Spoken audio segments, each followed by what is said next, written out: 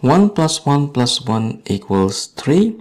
7 times 3 equals 21, and 21 divided by 21 equals 1. But this answer is not right, because according to the order of operations, we must solve parentheses, then exponents, then multiplication and division, and finally addition and subtraction. Remember, if in any expression you have both multiplication and division present, you must work from left to right, and same applies to addition and subtraction. Now let's rewind and solve this expression the right way.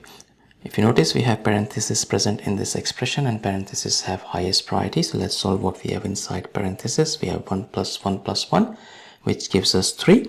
Our expression simplifies to 21 divided by 7 times 3. Now if you notice, we have two operators present in this expression, division and multiplication. And multiplication and division have equal priority, but we must work from left to right. So we have to solve this division first. So 21 divided by 7 gives us 3, and 3 times 3 gives us 9, which is the final and correct answer to this problem. Thank you for watching. Please like the video, comment your answers, and subscribe to our channel.